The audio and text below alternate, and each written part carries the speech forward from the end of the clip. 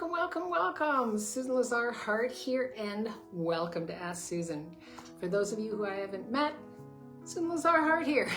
I'm working with women in midlife who feel alone, waking up in the middle of their lives asking, whose life is this anyway? It's not what I thought it would be. I coach them into hearing their own voice again, so they can stop living everyone else's life and start creating a life they would love. Now, this is where you ask me anything. Real questions, real answers, no slides, no scripts, just us. So if you have a question, pop it in here. If I don't get to it now, I will get to it later. And if you're watching this on replay and you think, I had a question, pop it in, I promise. I'm going to start with something that happened to me this Friday, because it's the question I keep hearing from every woman. How can I trust myself? How can I trust my sense of self? So, for some of you, you might know that I was invited to speak at a school recently. And, there's somebody trying to get in. Let me just open this up. See if I can do that for them. Maybe not. Okay. So I was invited to speak at a school for grade 7s and 8s. It was wonderful. I just was so thrilled at the invitation. And I thought, Fearless Teens Rising, here we go. And so a friend of mine invited me to a luncheon with herself, and she's a huge connector and a creator beyond, and with somebody who was head of a school. And we sat and talked and threw around ideas of what was possible, and I got their influence and their sense of the pedagogy that was required. And now is the time to apply to the schools next year. And I got so many ideas, and it was like buzzing. And as I drove home, I started to listen to my heart. And I started to took an aerial view of my life in the next 2 or 3 years. And realizing that the work that was required was like full on, with every class, every grade divided up into 3, September, January, February, March, June. And I was like, that all of a sudden all the joy left me. Because the fun for me was just being present with these kids, getting a sense of, yes, there was time that I took to create the, who are you in the world when somebody wants you to be somebody else? That was the title of the talk. Yes, a friend of mine helped me with the slides, and yes, that was work and focus. But I looked at this, and I also looked at truly what else is possible. And all of a sudden I realized there's all different ways to do one thing, to do many things. And if it feels like it's heavy, if it feels like there's something else here for me, and if it feels like this is a great idea, but not for me, then I'm going to trust my heart. And that's what I did in the car coming home. So grateful for all the information, and then looking at my life in the next 2 and 3 years and asking myself, how much time will this take? And truly, where is it that I want to play? And yes, definitely, as a friend of mine said, well, what if you just play with grade 7s and 8s? And I'm like, that feels a lot lighter than going through a whole, from grade 7 all the way up to grade 12 and deciding who gets to hear what and how. And all of a sudden I realized what had me turned on was talking about the voices in our heads, the voices in our lives. And I saw that hugely opening up. And so what I want to talk to you about today is, are you willing to trust the no, right? When you wake up in the middle of your day, your life, your whatever, and say, but everybody else is saying, or this feels like this, are you willing to trust it when you tap into your heart and ask yourself, what part of this is aligned with where I'm asking to go, who I'm asking to be, and what part of this isn't? And there's nothing wrong with that, right? That's a gift that you give yourself. So today's question that I have for you is, are you lining up your life, your living, who you want to be, how you want to be in the world, who you're being now, right? With that sense of trust from your heart that says, this is it, or that's really cool. It's not for me where I am in my life right now. Could have been 20 years ago, could have not.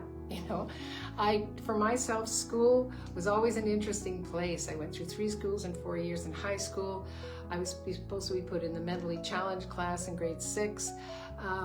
I live outside of all of that. And so when I was given this information of this is what's required because this is what the schools will pay for, this is what they want, I'm like, cool, not for me. So again, I'm asking you, how do you stop abandoning yourself? You know, how many of us are taught just abandon yourself, go for it, do it, focus, right? You're almost there, whatever that is. And yet there's something inside of you that goes, not for me. And that's important to understand and say, not for me. It could be for somebody else. It could be not for me right now. And again, notice my hands are going to my heart. Yeah. And it's the question is, how do I know if this, somebody's writing in, how do I know if this is fear or truth? Put your hand on your heart, take a deep breath. Take an aerial view of your life. Does this bring me joy in how I'm creating? This is me 3 years from now. Here's what's required. Will that bring me joy? What will that create? What else is possible here? What could that look like for me that comes from me, not from what else is required? It's a very important question. So when you ask, how do you know if this is fear or your truth or whatever that is for you, whatever truth means, for me, it's speaking from my heart. It's taking the moment and just being really present, journaling it out, you know, asking your guides, give me some more information on this project, and just being present and just writing whatever comes, because you're not alone, right? We have our guides, we have our angels. Yeah. And with this question is, how do I stop abandoning myself by keeping everyone else comfortable? And nobody else has a point of view as much as you do about what they think about you. It's true. Yeah. They're off doing other things. So again, those questions, does it align with who you're asking to be in the world and how you're asking to be in the world and what you're asking to create in the world? And number 3 is,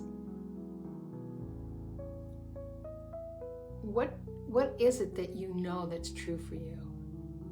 And who can you ask to help get you there?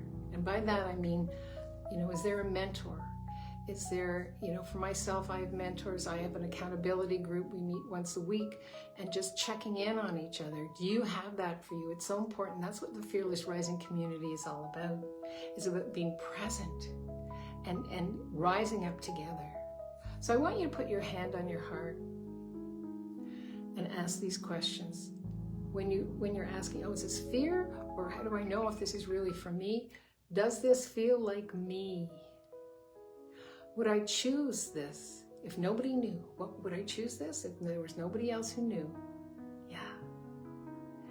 And who does it belong to? Right? We've talked about that. Is this somebody else's expectation? Are you creating your life for someone else? Whose expectation is that? Yeah. And what would I love? What would I love? And I realized, you know, again, so grateful for the conversation, because it was a reality check for me. And it was also a reality check, and there's other ways to play with this, with Fearless Teens Rising, without having to write down a whole pedagogy for each grade.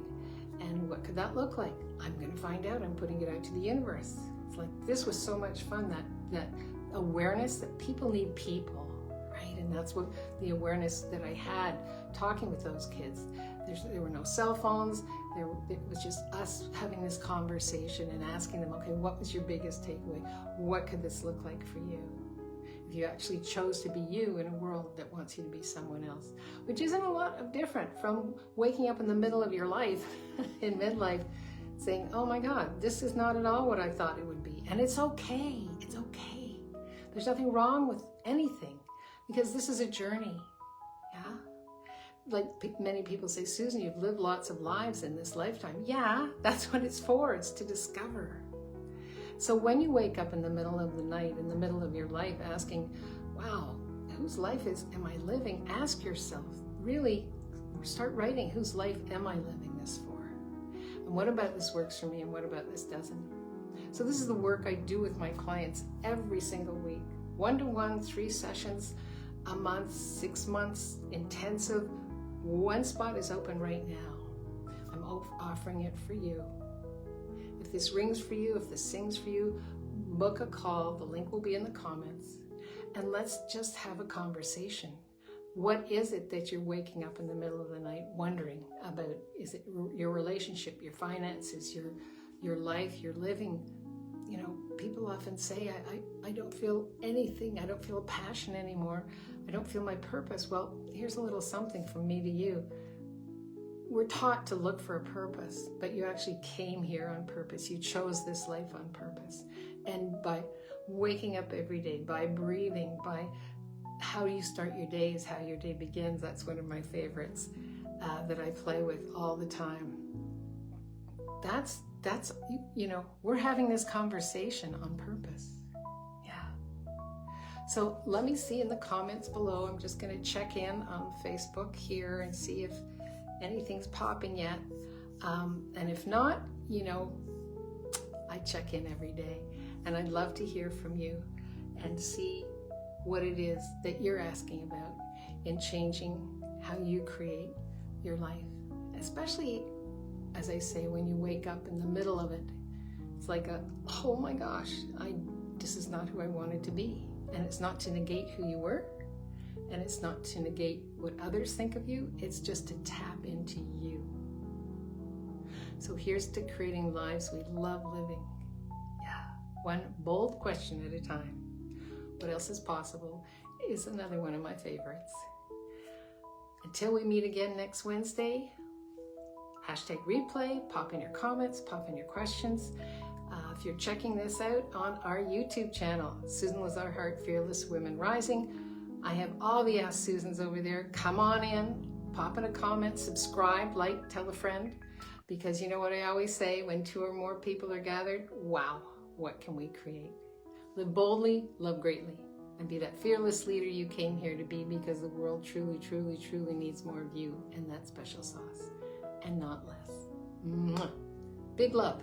And once again, I'm opening up one space for an intensive, don't get scared now, 6 months.